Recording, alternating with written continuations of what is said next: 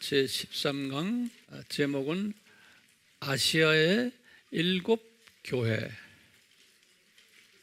아시아의 7교회. 거기 이제 1번 쓰시고요. 1번 쓰시고 이 두 가지의 그 해석이 있다라고 제가 설명해 드렸는데 거기다 두 가지의 해석. 거기에 이제 조그만 1번은 세대주의적 해석. 이 해석은 뭐였던가요? 기억나세요?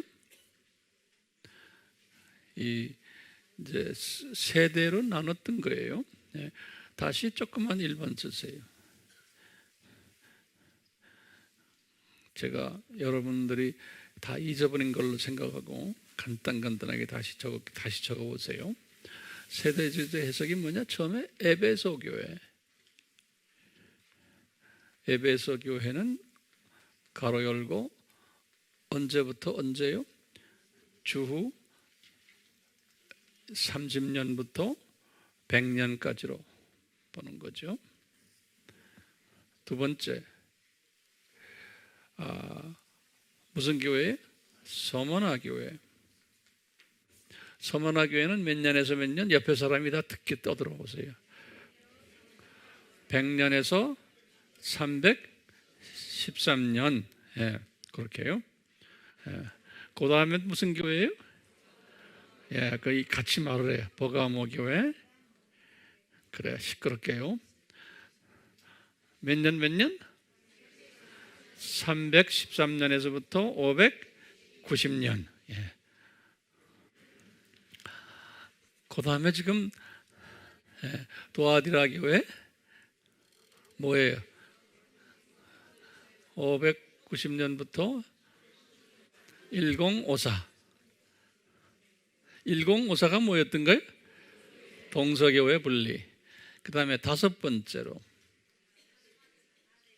사대교회. 사대교회는 몇 년부터? 1054년부터 1500? 이게 뭐예요? 종교개혁. 오케이. 그 다음에 여섯 번째로 빌라델비아 교회 1517부터 1900년까지. 그 다음에 마지막에 라오디게아 교회 1900부터 예수님의 재림까지, 현 재림까지 이렇게 보시면 되겠어요. 이게 이제 세대주의적 해석이에요.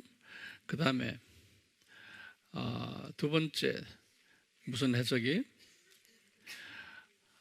역사적 전천년주의와 또 무천년주의 또 후천년주의. 이분들이 또 공통적으로 가지고 있는 해석이 있어요. 그러니까 이게 혼돈스럽죠? 어떤 때는 무천년주의 따로 놀고 전천년주의 따로 놀다 가끔 가다 또 자기네끼리 놀고 이런 게 있죠? 그렇기 때문에 혼돈스러운 거예요. 그렇기 때문에 일반 이걸 모르면요 평신도들이나 목회자들이 혼돈을 해요. 예, 혼돈해서 이게 무슨 소리인지도 모르고 그래요. 자, 이분들의 해석은 뭐예요? 어느 시대나 어느 나라나 항상 이런 7가지의 교회들이 상존해 오고 있다 라는 해석이. 그러면 우리는 어느 쪽을 선호한다고 그랬어요? 두 번째를 선호한다 이렇게 써놓으세요.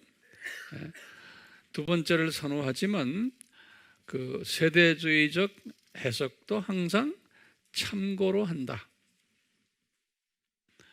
두 번째를 이렇게 선호하지만 세대주의적 해석도 역사 속에서 상당한 그 의미를 부여하고 있어요.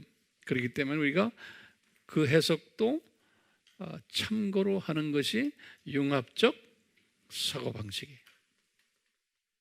이거다 저거다 하고 다 이렇게 칼로 자르는 게 아니고, 왜냐하면 저분들도 하나님의 자녀들이고 이쪽도 하나님의 자녀들이고 그 안에 아름다운 우리보다도 더 훌륭한 하나님의 자녀들이 저쪽 캠프에도 상당히 많아요. 그러면 이제 우리가 두 가지 해석이라고 거기 있었죠.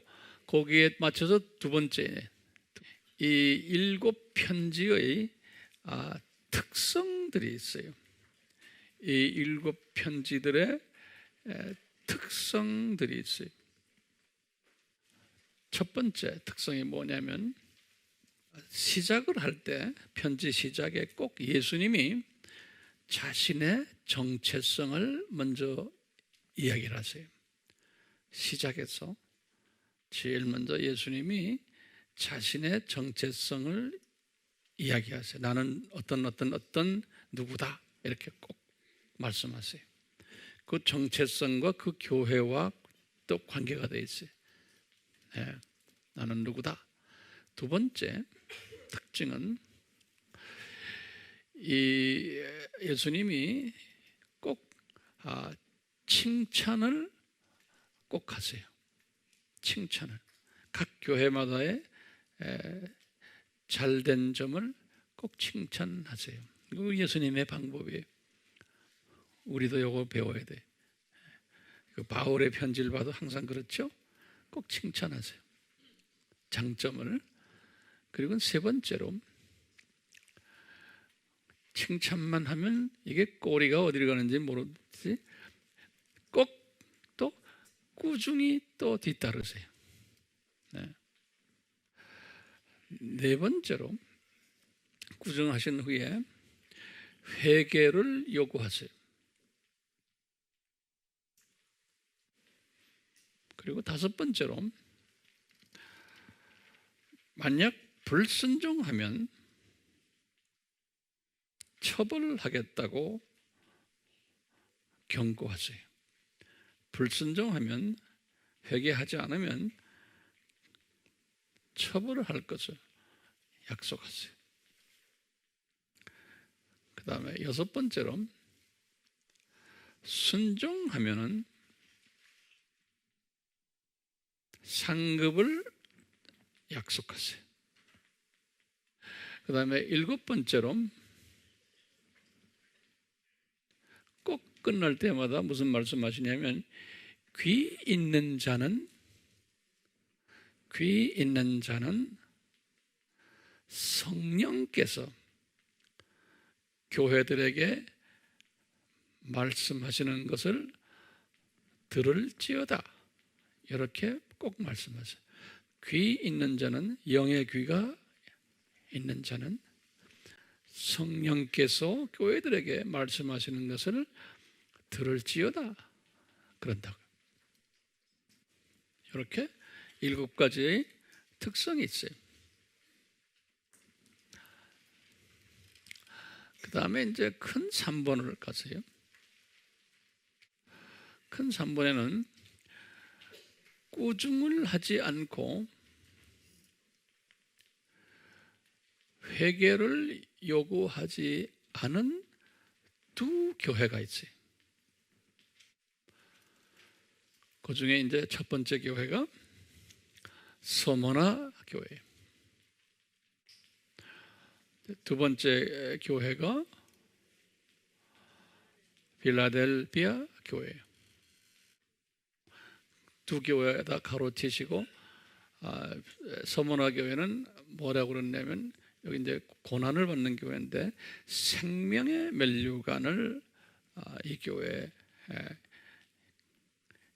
있다는 것을 확인했어요. 생명의 면류관 2장 10절에 보면 생명의 면류관이 있다는 거. 이 교회에게는 교회라는 것은 교인을 이야기하는 거예요. 교회 자체, 그 교인을 이야기하는 교회라는 게. 그 다음에 필라델피아는 똑같이 너희들이 갖고 있는 면류관을 누가 뺏을 자가 없다는 거예요. 그러니까 이 교회도 면류관이에요. 면류관 빼앗기지 않는다. 3장 11절에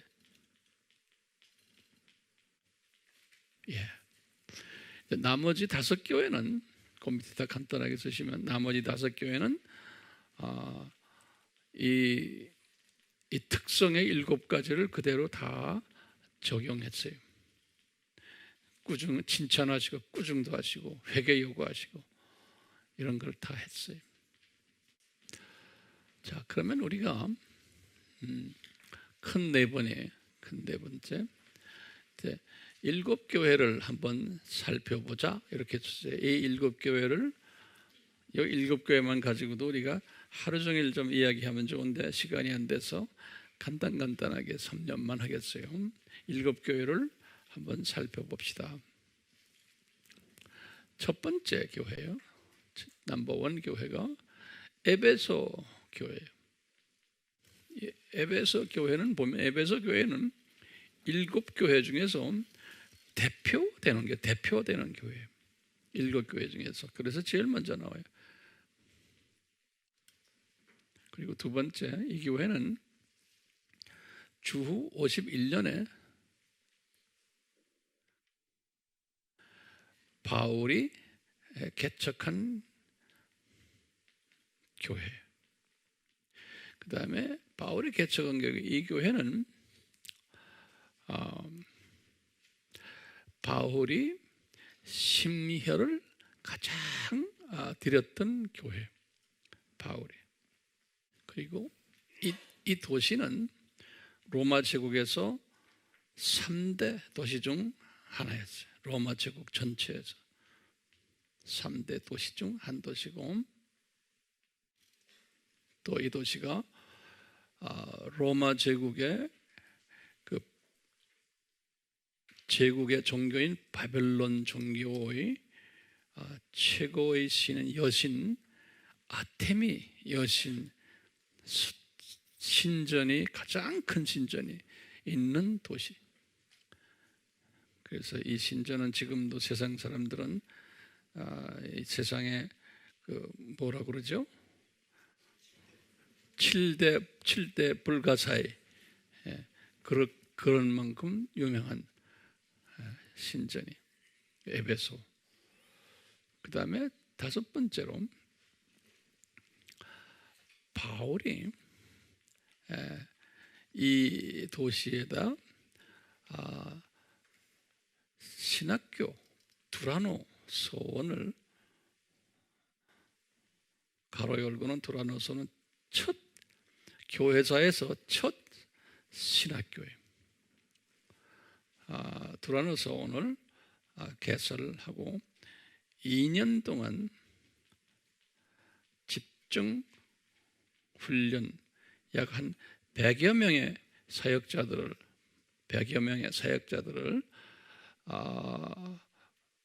불러다가 특히 그 아시아 지역에 사는 자기가 개척한 아시아 7교회 있죠? 8교회 거기에 모든 사역자들을 불러다가 2년 동안 집중 교육을 시켰던 도시가 에베소 교회예요. 이 학교 2년 후 졸업한 후에 이 개척을 언제 했냐면 주 53년에 이 학교를 개척해서 55년까지 학교를 운영했어요. 그래서 이 졸업생 중에서 약 한 30여 명을 로마로 선교사로 파송했어요. 한 30여 명을 로마로. 그러니까 사도 바울은 아직 로마에 가지 않았을 때 이분이 미리 30여 명을 로마로 파송했어요. 그분들이 선교 현장 보고를 받아가지고 바울이 로마서를 쓰신 거예요. 57년에. 이분들이 선교 현장에서 로마에서 복음을 전하면서 여러 가지 이제 질문들 중에 이 로마는 세계에서 유명한 뉴욕 같은 도시입니다. 기독교의 복음을 좀 제대로 정돈된 복음을 한번 책으로 만들어 주십시오. 그래서 로마서를 쓴 거예요. 로마서를요. 그래서 그런 것과 같이 로마서 마지막 16장에 보면 이분들 파송된 분들의 이름들이 나와요. 한 30여 명의 이름이 있거든요. 그게 이 학교 출신들이. 그렇기 때문에 이 에베소이라는 이 도시는 또 그 교회는 상당히 자만심이 있었던, 왜 로마 제국을 복음화하는데 아주 핵심 선교 센터 역할을 했기 때문에 이 에베소 교회가요. 자, 에베소는 이 정도로 하시고 그럼 계속해서 이어서 쓰세요. 이제 그런데 바울이 여기서 이제 목회를 하시고는 이 교회의 목회자를 바울이 이 디모데를 파송해서 이 교회의 목회자로 쭉 사역을 시켰어요. 그러니까 바울이 볼 때도 이 교회가 상당히 전략적으로 중요한 교회니까 자기가 가장 아끼는 제자를 거기다가 파송했어요. 그래서 디모데가 그곳에서 쭉 목회를 했어요. 그러는 가운데 이제 바울이 로마 이 감옥으로 들어간 거예요. 주후 60년에서 62년이. 그것도 적었어요. 우리 칠판에 다 안 적어도 되고 힘들죠, 칠판. 60년에서 62년에 바울이 감옥에 들어갔어요. 감옥에 들어가 있을 때 에베소 교회의 문제점들에 대해서 보고를 받았어요. 그래서 이제 에베소서를 쓴 거예요. 에베소서를 쓸 때 다쓰고는 두기고를 통해서 이 편지를 배달하게 했어요. 두기고, 골로새도 마찬가지고, 그렇게 해서 이제 골로새서도 마찬가지. 두기고를 이제 배달자로 해갖고 이제 보냈는데요. 그래서 그게 몇 년 후에, 그러니까요, 교회 개척하고 약 한 10년 후죠. 거기 제가 연대를 드리는 이유가 있어요. 이 교회가 이런 그 전통을 자랑하는 교회인데, 그런데 10년 후에 딱 이 교회의 모습을 보니까 이 교회가 문제점이 많은 거예요. 어떤 문제점이 있었나? 이분이 제일 먼저 이 에베소서를 보면은 1장에서 3장까지는 교리를 설명하고, 그 다음에 이제 4장, 5장, 6장, 요 세 장은 이제 바울이 하고 싶은 말을 이제 하는 거예요. 이 교회의 문제점들을. 그런데 딱 문제점에서 우리가 이렇게 딱 볼 수 있는 게 뭐냐면요, 그 교회 4장에 보면 14장에 10절, 11절, 12절에 보면 그 교회에 소위 그 지도자들이 있어요. 그 유명한 이름 지도자들 이름이 한번 4장 한번 보세요. 한번 직접 눈으로 보는 게 좋겠어요. 4장 11절이 여기 보면 그가 어떤 사람들을, 그가라는 건 예수님이 사도로, 어떤 사람은 선지자로, 어떤 사람은 복음 전하는 자로, 어떤 사람은 목사로, 또 교사로 주셨는데, 이들은 이렇게 사역자의 직분을 준 목적은 성도들을 12절에 온전케 하며 섬기는 일을 하게 하고 그리스도의 몸을 세우게 하기 위해서다. 이렇게. 그래서 이 많은 선교기관에서나 교회에서 요 11절, 12절, 특히 12절을 많이 사용해요. 여러분들 선교기관 중에 내비게이터란 말 들었어요? 내비게이터에서는 요 12절이 내비게이터의 테마 성경 구절이 그만큼 요 말씀을 중시하는데, 지금 바울이 이렇게 쓰신 것은 4장 이렇게 쭉 보면은 요 지도자들이 하나가 되질 못하고 서로 다투고 서로 분리되고 교회가 시끄러운 거예요. 그래서 그 문제를 해결하기 위해서 바울이 지금 에베소서를 쓰신 거예요. 쓰면서 이제 본론적으로 당신들이 이렇게 직분을 받았는데 성도들을 온전케 하기 위한 직분이고 섬기는 일을 하고 그리스도의 몸을 세우게 하는 일을 하는 당신들이 이 문제로 그렇지 못하고 있다라는 그런 이야기들이 다시 말하면 그게 초점이에요. 그러면서 나중에 여러분들 하나님의 전신갑주를 입으십시오. 이런 문제들을 해결하려면은 이제 그렇게 해서 이제 결론을 짓는 이야기가 이제 에베소서인데 개척해서 10년 지나니까 평신도들의 문제가 아니고 소위 직분자들의 문제가 심각한 거예요. 이게 이제 사람의 하나의 속성이에요. 직분을 딱 맡겨놓으면은 또 타이틀을 붙여놓으면은 이게 10년이 되니까 변질되더라는 거예요. 이게 딱 보이잖아요. 다는 아니지만 그런 목소리 큰 사람들 10년 되니까 거기서 이제 변질된 사람들이 있고 안 한 사람들도 있고 딱 그렇게 된다는 것을 이렇게 보여주는 거예요. 오케이? 근데 그것을 전신갑주로 입어라 했는데 이분들이 입었겠어요? 안 입었겠어요? 안 입었어요. 그거 우리가 어떻게 알아야 안 입었는지? 지금 요한계시록을 보면 딱 아는 거야. 오케이? 그러니까 여러분들이 이 역사적인 시각을 가지셔야 돼. 요한계시록을 딱 보니까 지금 처음에 요한계시록은 주후 몇 년이에요? 95년이에요. 그러니까 지금 60년에서 95년 하면 몇 년이에요? 35년이 또 흘러간 거예요. 그 교회가. 개척에서는 약 한 45년. 우리 아까 봤죠? 44년 봤죠? 예? 개척에서 한 40년 지나갔고 이 특별 에베소서를 받아가지고 회개 안 하고 그냥 간 것이 또 그렇게 된 거예요. 그러니까 95년이 딱 되니까 이 교회가 심각한 문제에 있는 교회로 발전된 모습을 우리가 지금 보게 되는 거예요.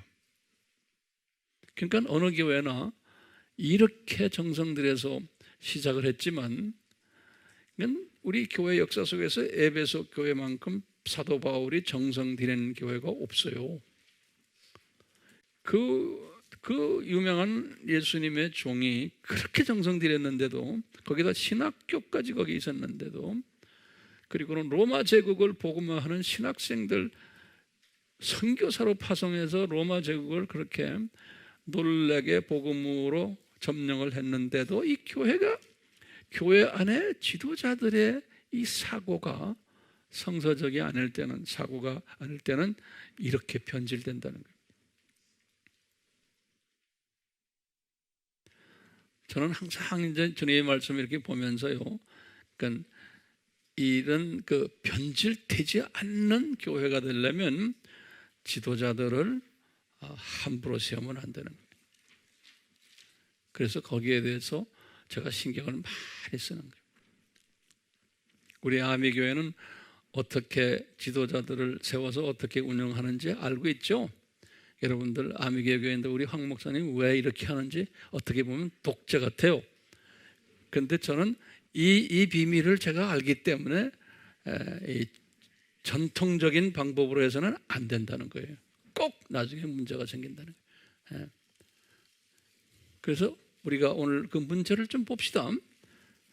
우리 계시록 2장 한번 봐요. 에베소 교회를 딱 한번 봐요. 몇 년 후에요? 신학교 개설로고 선교사 파송 몇 년 후에요? 약 30년, 약 30년 후에 어떤 변화가 있었나? 여기 봐요. 자, 2장 1절 제가 봅니다.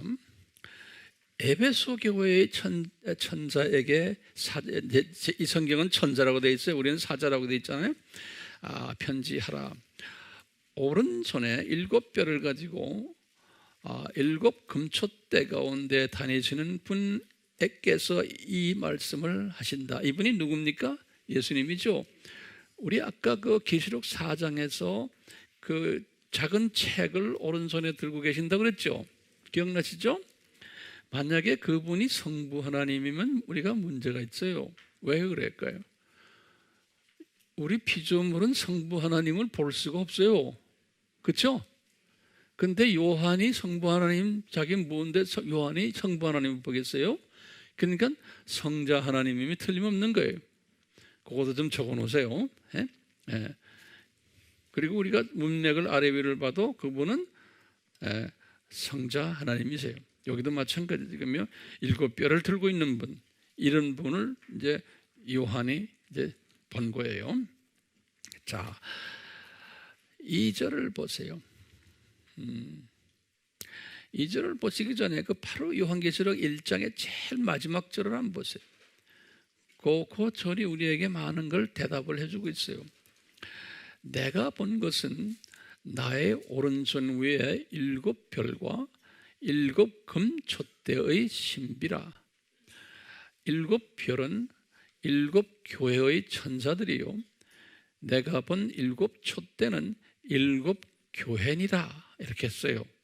그 촛대는 교회고 별은 천사다, 이렇게 이제 알고 계시면 되겠어요. 여기 아주 중요한 답이니까요, 그 20절 항상 기억하세요. 여기에 지금 2장 1절 다시 읽습니다. 에베소 교회의 천사에게 편지하라. 오른손에 7별을 가지고, 7별을 넣으니까 별은 누구라고요? 천사들이에요. 천사들 가지고 7금촛대는 뭐예요? 교회요. 7교회 가운데 거니시는 분 예수님께서 이 일을 말씀하시느니라. 예수님이 말씀하시는 거예요. 내가 너의 행위와 수고와 인내를 알며 또 내가 어떻게 악한 자들을 용납하지 아니한 것과 그들이 거짓말쟁이임을 찾아낸 것과 또 내가 참고 인내하며 내 이름을 위하여 수고하고 지치지 않은 것을 아노라. 요 2절과 3절에 에베소 교회를 칭찬하는 거죠. 이 교회가 이 칭찬받을 만하죠. 사도 바울의 개척부터 쭉 이 로마 제국 복음화에 귀하게 쓰임받은 교회예요. 이 교회가요. 칭찬에 전부 수고했다는 거예요. 수고했다. 네. 그런데 이제 4절에 보시면 그러나 너를 책망할 것이 다소 있나니 이는 내가 너의 첫사랑을 저버린 것 때문이다. 그런 거예요. 여기에 첫사랑 줄을 꺼놓으세요. 이분들이 저버렸다 그러니까 예전에는 갖고 있었던 거예요. 갖고 있었는데 시간이 흐르면서 저버렸다는 거예요. 자, 그러면 우리 질문이에요. 첫사랑이 뭡니까? 영어로는 the first love라고 그랬어요. 예. 이 first love가 뭐예요? 이게 수직계명인 거예요. second love는 뭐예요? 두 번째 사랑은 수평계명인 거예요.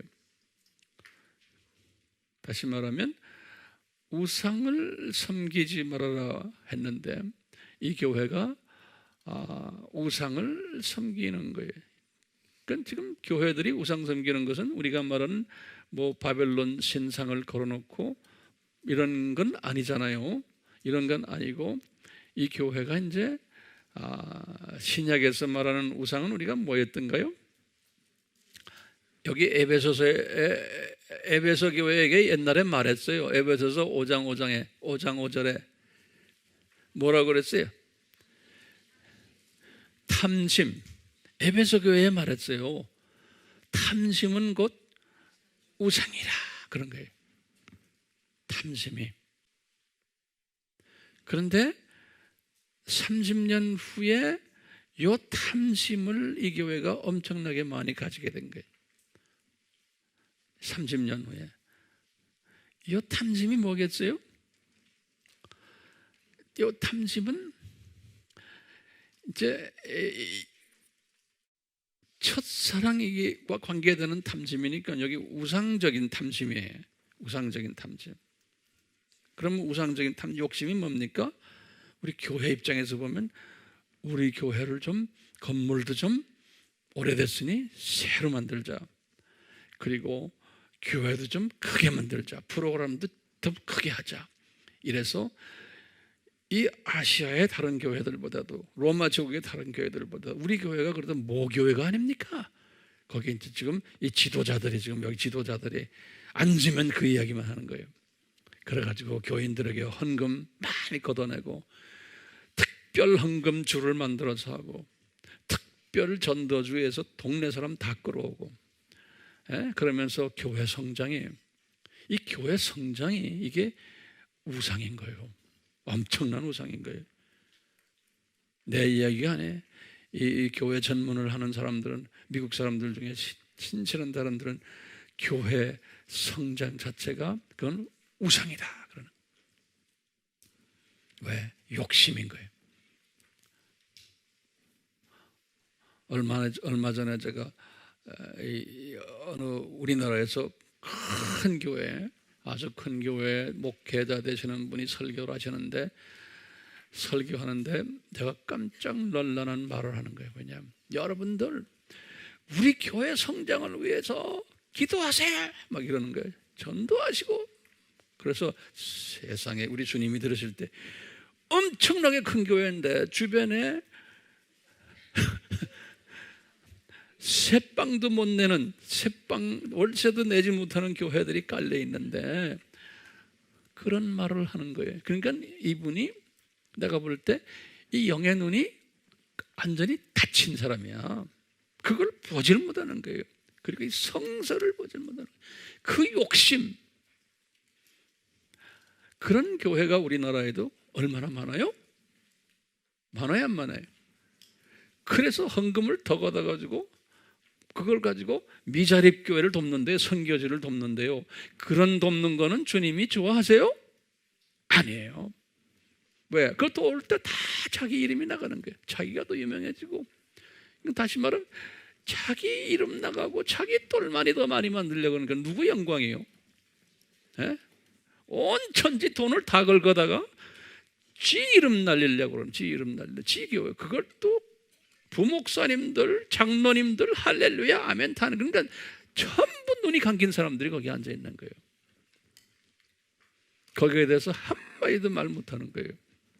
지금 에베소 교회가 그 모습이요. 에베소 교회가, 이런 교회가 전 세계에 많은 것 중에 우리나라가 제일 많아요. 왜? 세계에 50개 교회 중에 25개의 대형 교회가 대한민국에 있어요. 제가 다시 말해요. 웹에 들어가서 보세요. 전 세계 최대 교회 50교회 중에, 가난한 나라에 갈수록 대형 교회가 많은 거예요. 왜? 그럼 대형 교회 목사들은요 대단히 높으세요. 다 고급 차 타고 다니고요. 네. 성서에서 보여주는 거예요. 이 에베소 교회 보세요. 첫사랑을 잊어버렸다는 건 뭐라고 그랬어요? 우상 섬기는 거예요. 근데 그 우상이 불교에 부처 섬기는 것도 아니에요. 오케이?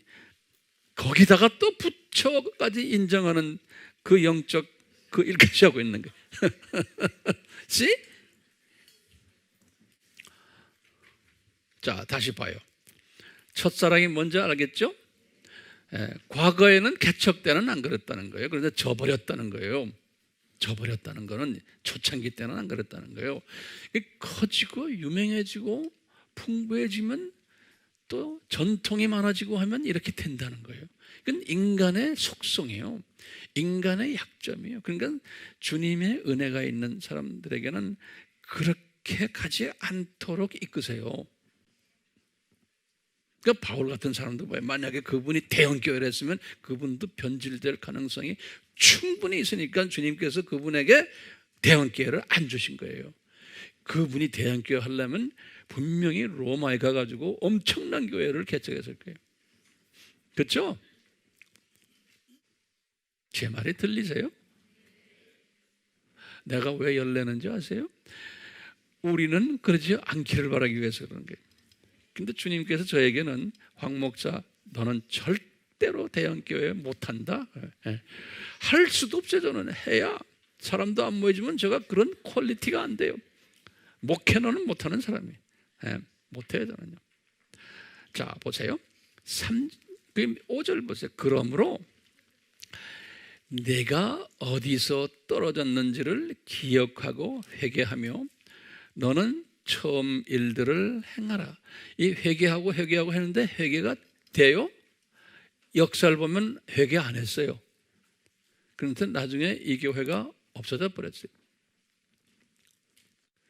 만일 그렇지 않고 회개하지 아니하면 내가 속히 너에게 와서 내 촛대를 그 자리에서 옮기리라 그랬어요. 자, 근데 아까 1장 20절에서 촛대가 뭐라고 그랬어요? 교회예요. 그렇죠? 근데 그 교회를 옮기겠다는 것은 이쪽 동네에서 저쪽 동네로 옮긴다는 의미는 아니죠. 그 교회를 잘 생각하면 동네 옮기는 건 있어요. 그렇지만 에베소 교회가 그러면서 명명을 유지하다가 우리 에베소 공의회 하세요? 기억나요? 공의회가 300 몇 년인지 아세요? 350년 전후에 그 정도 되거든요. 그러면 보세요. 지금 이게 지금 몇 년에 95년에 그러니까 100년을 따지면 그 후에 한 200년 가까이도 유지시킨 거예요. 그래가지고 에베소 공의회는 그 당시에 대단히 리더십이 있는 소위 교회예요. 그러니까 로마 카톨릭도 인정해주고 또 히랍 종교도 인정해주고 또 애굽 종교회도 인정해주고 이런 이름이 난 교회예요. 그러니까 거기에서 총회를 할 수 있는 거예요.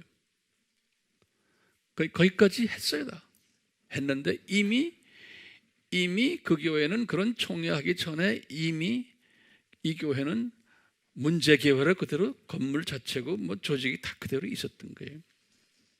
똑같아요. 오늘날도요. 네. 이 교회가 그러니까 예수님이 촛대를 옮긴다는 것은 이미 그 당시 그리고 200년을 기다렸다가 촛대를 옮긴다고 보지 않죠. 거기에 뭐라고 했어요? 속히 너에게 와서 촛대를 옮긴다 그랬거든. 거기 보입니까? 성경에? 그건 금방 촛대를 옮겼을 거예요. 촛대는 옮겼는데 교회 건물이랑 조직은 그냥 있는 거예요. 자 보세요. 6절을 보세요. 이 교회가 그러나 네가 이것이 있으니 그렇게 심하게 한마디 하시곤 또 성령님께서 이분들에게 칭찬 한번 또 하는 거예요. 즉 네가 니콜라파의 행위를 미워하는 것이로다. 그 당시에 이 니콜라당이란 건 뭐냐면은 인본주의, 니콜로스라고 그 단어 자체가 인본주의라는 사람인데 사람이라는 뜻이에요. 니콜로스는 인본주의.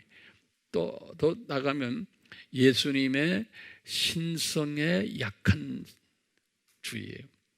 예수님의 인성주의 쪽에 강하고 또 인본주의에 강한 그런 가르침에 대해서는 상당히 열을 내면서 반대하고 그랬다는 거예요. 그러니까 신본주의는 강했어요. 그러니까 복음에는 강했는데 우상은 섬기는 거예요. 이게 아이러니 아니에요? 오늘날도 그런 것들이 있죠. 복음은 소위 보수인데 우상은 또 섬기는 거. 다시 말하면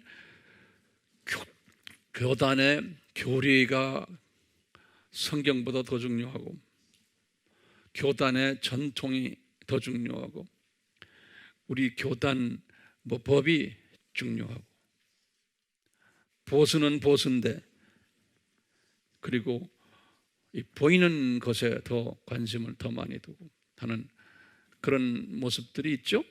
그건 여러분들이 스스로가 이렇게 점검하시고 해석을 하세요. 7절에 그랬어요.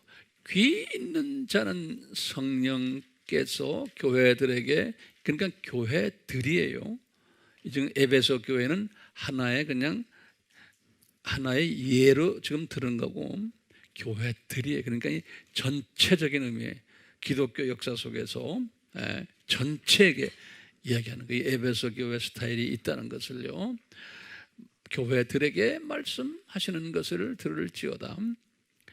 이기는 자에게는, 여기 보면 이긴다는 단어가 참, 영어로는 overcome. 이게 뭐냐면요, 이긴다는 것은 싸움에서 이긴다는 것보다 이것을 극복하는 자는, 극복한다.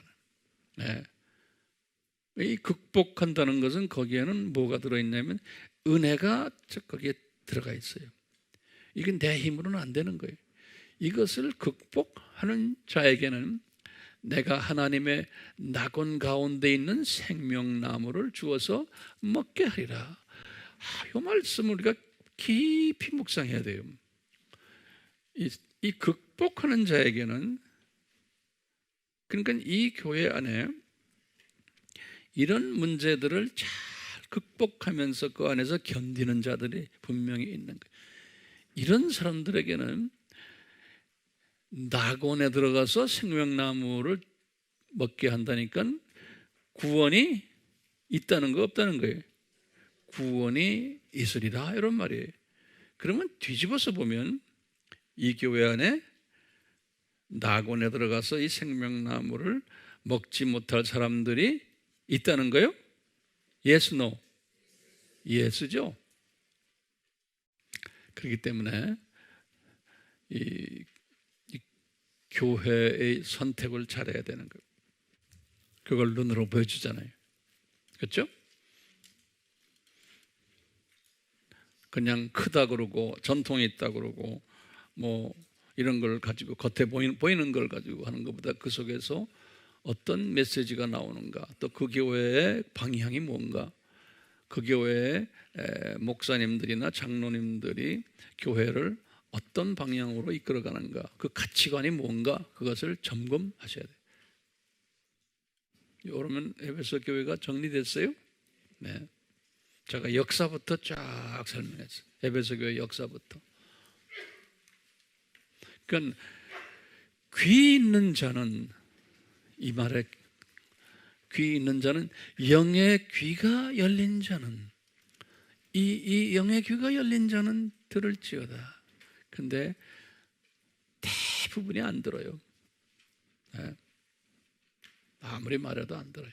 근데 듣는 사람이 있는 거예요. 자칫하다가는 구원도 없는 그 반열에 들어가기 때문에 그런 거예요. 자, 그 다음에 두 번째 교회는 우리가 간단하죠. 서머나 교회. 8절부터 11절이에요. 이 서머나 교회의 천사에게 편지하라. 처음과 마지막이요, 죽었으나 살아계신 분이 이 일들을 말씀하시느니라. 내가 너희 행위의 환난과 궁핍을 아노라. 여기 보면 이 교회는요, 에베소의 바로 옆에 있는 교회인데 세상에 이렇게 다룰 수가 없어요. 이 교회는 환난이 있고, 그 다음에 궁핍이란 건 재물이 많지 않은 거예요. 그러니까 가로 열고 요한이 써놓은 게 있죠. 거기 가로 열고 한 건 요한이 자기 받을 때 자기 느낌을 써놓은 것 같아. 그때 가로 열어놨어요. 오히려 내가 부요한 자로다, 가로 닫았어요. 여러분 성경에도 가로 쳐놨어요? 없어요? 지금 내가 있는 성경에는 가로를 쳐놨어요. 예. 영어 성경은 가로가 있어요? NIV에도 가로 있죠? 하프 했어요? 거기 이제 가로나 비슷해요. 예. 자, 그 다음에 제가 읽어요. 자칭 유대인이라고 말하는 그들의 모독을 아노니 그들은 유대인이 아니요 오히려 사탄의 회당이니라. 거기다 유대인에다 줄을 그어놓고요. 사탄의 회당이라는 거예요. 이 유대인들이 크리스찬들에게 덤벼드는 게 뭐예요? 예수님의 뭐예요? 신성을 가지고 덤벼드는 거예요. 그거 잊지 말아주세요. 성경에서는 유대인이라고 하는 거예요. 유대인은 성부 하나님만 하나님으로 보지 예수 하나님을 하나님으로 안 보는 게 그게 유대인이에요. 오케이? 그러니까 자칭 유대인이라 말하는 그들의 모독을 안 하니, 그러니까 이분들이 무슨 소리 하는 거예요? 주변의 기독교인들이에요. 그러니까 이분들은 진짜 유대인은 아니라는 거예요. 그들은 유대인이 아니고 이방인인데 자기네가 유대인식으로 말한다는 소리예요. 그렇죠? 이 사람들이 뭐라고 덤벼들어요? 기독교인들인데 지금 예수님의 신성에, 이분들이 지금 이 서문화교회가 예수님의 신성을 외치고 다니는데 거기에 대해서 신성을 반대하는, 그것 때문에 이 서문화교회가 욕을 먹는 그거예요. 오늘날 지금 여기 무슨 뭐와 관계돼요? 종교 다원주의와 연계되어 있지. 우리가 종교 다원주의 사람들은 예수님의 신성을 부인하거든요. 부인 안 하면서 또 들어보면 그 안에 깔려 있는 게 신성을, 왜요? 예수님이 기독교의 그리스도고 불교의 누구하고 같다? 부처와 같다. 힌두교의 크리슈나나 비슈나와 같다. 마호멧과 같다. 동급으로 보거든요. 그러니까 하나님이 아닌 거예요. 그분들이 생각할 때 예수님은 그분들과 동급으로 보는 거예요. 그러니까 예수님의 신성을 부인하는, 이 자유주의 신학이 그런 게 지금이요. 이런 일에 아니다라고 외쳤다는 게 지금 요분들이 그냥 그 외침 때문에 환난과 궁핍이 따라왔다는 거예요. 그런데 이렇게 예수님의 신성을 이상하게 해석하거나 부인하는 그런 사람들을 지금 예수님이 요한에게 뭐라 그랬어요? 이분들은 사탄의 회당이다.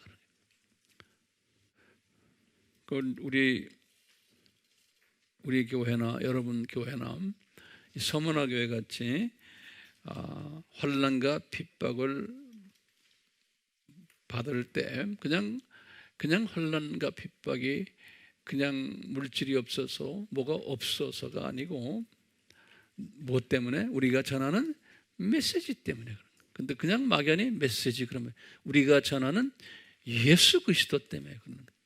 예수 그리스도의 100% 신성과 100% 인성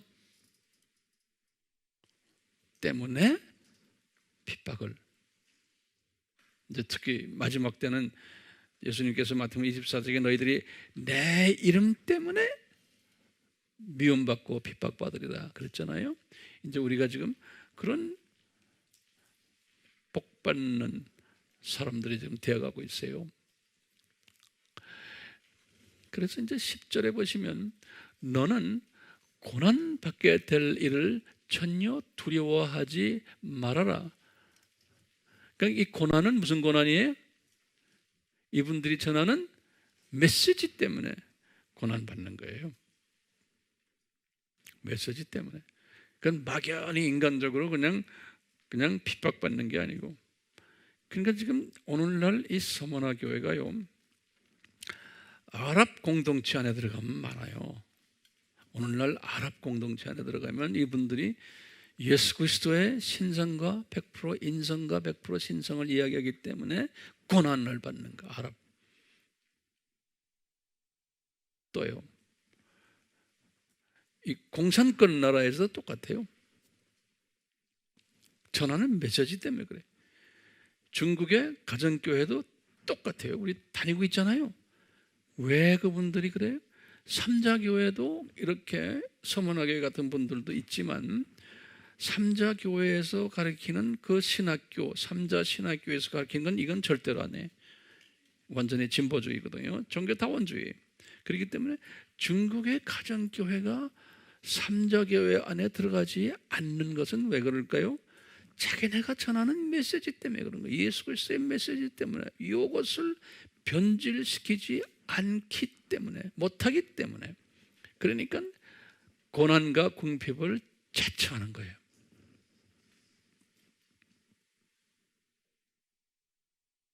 북한은 이거보다 더 심하고. 근데 지금 이제는 서방 사회에서도요, 자유 세계에서도 요 메시지 때문에 우리가요, 서방 사회에서도 이 사역자가 요 메시지를 강하게 전하다 보니까 이제는 법적으로 고소를 당하고 지금 감옥까지 가는 일들이 지금 일어나고 있는데, 머지않아 우리나라도 이제 이렇게 될 거예요. 그 목사가 단에서 이제 종교 차별 그 반대법이 통과되면 이제는 목사는 예수 그리스도의 유일한 구세주임을 말하면 법에 걸리게 돼 있어요. 이미 미국의 50몇 개 주 중에서 한 3분의 1의 주가 벌써 그렇게 돼버렸어요. 유럽은 말할 것도 없고요. 그러니까 이제 그런 상황 속에서 이제 서문화 교회가 되어버리는 거예요. 이제 지하로 이제 내려가는 거예요. 이런 말을 할 때 조심스럽게 말하고, 우리끼리만 말하고, 이제 이런 때가 이제 올 거예요. 왜냐하면 그 중에 앉았던 한 사람이 검찰에다가 그냥 고소를 해버리는 거예요. 아주 황 목사님이 예수님 외에는 구원이 없다라고 외치고 예수 안 믿는 사람은 지옥 간다고 말합니다. 그렇게 해서 핸드폰으로 나가서 복도에 나가서 턱턱턱턱 치면 몇 시간 있으면 이상한 사람이 와서 나를 잡아가요. 이제 이런 때가 온다고. 이 나라도요. 각오가 돼 있어요? 대답하는 걸 보니까 10%밖에 대답 안 하네. 각오돼 있어요? 100%예요. 우리가 그런 사람들임을 틀림없어요. 10절 보세요. 너는 고난받게 될 일을 전혀 두려워하지 말라. 미래형이에요. 보라, 마귀가 너희 중 몇 사람을 감옥에 던져 시련을 당하게 하리니. 이게 미래형들이요. 그런 일들이 벌써 이게 95년인데요. 앞으로 계속 이 카타캄 교회의 사람들이에요. 이 카타캄 교회가 요 서머나 출신들인 거예요. 서머나 출신들. 요런 서머나들이 카타캄 교회인 거예요. 미래형이에요. 당하리니 그러면 너희가 열흘 동안 환난을 받으리라. 이 열흘이란 건 문자적으로 그냥 열흘을 우리가 이건 해석하면 안 되는, 이럴 때는 온전하고 완전한 숫자거든요. 그러니까 long time. 언제까지였어요? 313년까지. 그렇죠? 313년에 뭐 했어요? 우리 기독교가 공인이 된 거예요. 그 전까지 카타콤 교회. 이 지금 95년. 이미 이것이 시작이 된 거예요. 약간 200년 가까이 이런 일들이 있었다는 거예요. 우리 어제 봤지만 왕 중의 왕인 예수님이 곧 오신다. 그러니까 그게 아닙니다. 이미 오셨습니다 해서 뭐로 바꿨어요? 전천년주의에서 무천년으로 바꿨잖아요. 다 같은 개념들이. 이 로마 왕을 편안하게 해주기 위해서. 그것도 예수님의 창중에서 다 그렇게 하신 거예요. 자, 보세요. 그러면 너희가 열흘 동안 환난을 받으리라. 죽기까지 신실하라. 그러면 내가 내게 생명의 면류관을 주리라. 여기다 줄을 거놓으세요. 이거 굉장히 높은 면류관이에요. The crown of life. 그래. 생명의 면류관. 고통 속에서 받는 면류관이에요. 우리 생명의 면류관은 어디에 또 생명의 면류관이라고 나와요? 성경에? 야고보서를 보시면 나와요. 한번 보세요. 야고보 야고보서 1장 12절인가 내가 지금 기억나기를. 야고보서 여셨어요? 야고보서에 보면 야고보서 1장 여기 1절에 야고보가 널리 흩어져 있는 12지파에게 문안하느라. 이분들이 지금 이 터키 지방으로 다 흩어진 사람들이, 예루살렘 교회 출신들이. 그러면서 이분들이 지금 2절에 그 유명한 우리 쓰는 말 있죠. 나의 형제들아, 너희가 여러 가지 시험에 빠질 때 그것을 모두 기쁨으로 여기라.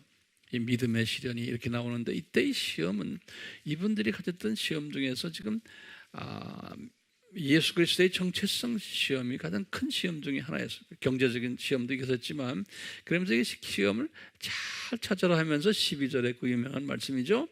이거 우리가 이제 즐겨 외우는 말씀이죠. 시험을 견디는 자는 복이 있도다. 이는 그가 시련을 거친 후에 주께서 자기를 사랑하는 자들에게 약속하신 생명의 면류관을 받을 것이니라. 그렇기 때문에 이 생명의 면류관은 그냥 내가 시험을 받아서 받는 그런 단순 개념이 아니고, 예수 그리스도의 정체성을 외치다가 받는 시험이에요. 그 어려움이에요. 오해. 이런 사람은 생명의 면류관을 주시겠다는 거예요. 오케이? 11절. 귀 있는 자는 성령께서 교회들에게 말씀하시는 것을 들을지어다. 이기는 자는 둘째 사망으로부터 해를 받지 아니하리라. 이 둘째 사망은 뭐라고 그랬어요? 불못에 던져 있는 거예요. 다시 말하면 아예 영생은 따놓은 뭐라고 그래요? 그건 뭐라 당상이라고 그래요? 예? 예, 그 소리나 마찬가지예요. 영생은 100% 개런티다. 예. 근데 둘째 사망으로는 절대로 가지 않는다. 이 그룹들은. 근데 보면은 나머지 교회들 보면은 이 둘째 사망으로 가는 교인들이 많아요. 이 나머지 교회들은 보면요, 교회 다녔다고 해서 이것이 개런티 되질 않아요. 근데 여기는 보면은 이거 개런티 하시는 거예요.